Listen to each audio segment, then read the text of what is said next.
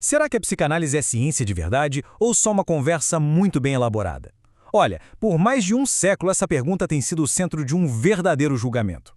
Hoje, a gente vai sentar na primeira fila, analisar as evidências, ouvir a acusação, a defesa e tentar chegar a um veredito. Ok, vamos direto ao que interessa. A pergunta central que vai guiar a gente é esta: psicanálise é ciência ou pseudociência? É essa questão que divide mentes brilhantes e que a gente vai tentar responder aqui, passo a passo. Para a gente chegar nesse veredito, vamos seguir 5 etapas. Primeiro, entender o cenário antes de Freud. Depois, ver a revolução que ele causou. Aí a gente ouve as acusações, analisa a defesa e, por fim, vê as consequências práticas disso tudo. Vamos começar? Primeira parte, a ciência da mente. Antes de qualquer julgamento, a gente precisa entender a cena do crime, por assim dizer. Qual era o estado da psicologia quando Freud apareceu? Lá no final do século XIX, a psicologia nasce de uma união bem improvável. De um lado, como a gente vê, a filosofia, com aquelas grandes questões sobre a alma. Do outro, a fisiologia, com a precisão de um microscópio. Essa tensão entre o abstrato e o concreto marcou o nascimento da psicologia desde o início. E essa tensão toda se reflete nos seus fundadores. Na Europa, a gente tinha o Wundt, tentando mapear a experiência subjetiva com rigor científico. Já nos Estados Unidos, William James queria uma abordagem mais direta, focar só no que é observável. Basicamente, era o time da subjetividade contra o time da objetividade. Mas apesar das diferenças, eles concordavam num ponto fundamental, um ponto que definia toda a psicologia da época. A mente era a consciência. Se algo não estivesse acessível à consciência, simplesmente não era considerado parte da mente. Era um mundo iluminado, sem sombras, pelo menos até a chegada de Freud. E então a gente entra na segunda parte, a revolução do inconsciente. É aqui que o Sigmund Freud aparece e vira a mesa completamente. Essa citação que está na tela era a lei da psicologia daquele tempo. Mente é igual a consciência. Ponto final. Freud não veio só para questionar essa lei, ele veio para despedaçá-la. E a ferramenta que ele usou para isso foi o conceito de inconsciente. Como a definição deixa claro, não se trata só de pensamentos esquecidos. É uma dimensão inteira da mente, operando nas sombras, puxando as cordas do nosso comportamento, do nosso sofrimento, sem que a nossa consciência sequer perceba. Isso não foi uma atualização, foi uma reinicialização completa da psicologia. Uma ideia tão radical não ia passar sem fortes críticas, né? Vamos para a terceira parte, psicanálise no banco dos réus, onde a gente vai analisar as duas principais acusações contra a validade científica dela. O primeiro promotor do nosso julgamento é o famoso filósofo Karl Popper.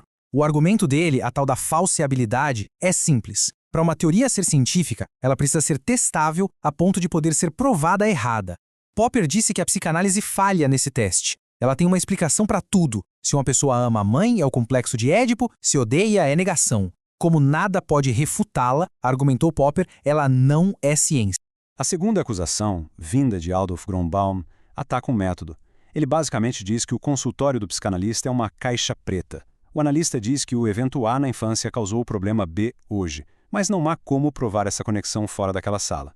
É uma teoria que se valida a si mesma, sem testemunhas externas. Ouvimos a acusação. Agora, vamos à defesa na quarta parte, o veredito, uma ciência humana. E a estratégia da defesa é exatamente o que o subtítulo sugere, usar os critérios corretos para o julgamento. E agora, a defesa. O argumento principal é brilhante de tão simples. Os promotores estão usando a régua errada. Não se pode medir a complexidade da mente humana com a mesma ferramenta que se mede átomos. A defesa alega que a psicanálise nunca quis jogar no campo da física. Ela joga em um campo totalmente diferente. E esta tabela deixa tudo muito claro. De um lado, as ciências naturais, com seus experimentos em laboratório, do outro, as ciências humanas, que lidam com a complexidade do significado, da cultura, da subjetividade. A psicanálise, com seu foco na interpretação da história de vida de uma pessoa, não apenas se encaixa na segunda coluna, como é um exemplo perfeito dela. Então, aqui está a virada de chave do julgamento. O rigor da psicanálise não está em provar que algo é falso, mas em encontrar a chave certa, a interpretação correta, que abre a fechadura complexa do inconsciente de uma pessoa. Não é um rigor de laboratório, é um rigor de coerência interna, de encontrar o sentido que conecta os pontos da vida de alguém. Certo. Se a psicanálise é uma ciência humana com um método próprio, o que isso muda na prática? Vamos para a nossa última sessão, análise versus terapia, e ver como essa diferença fundamental se manifesta. Essa distinção é crucial. À esquerda, a gente vê a meta de muitas terapias: fortalecer o eu, torná-lo mais adaptado e funcional.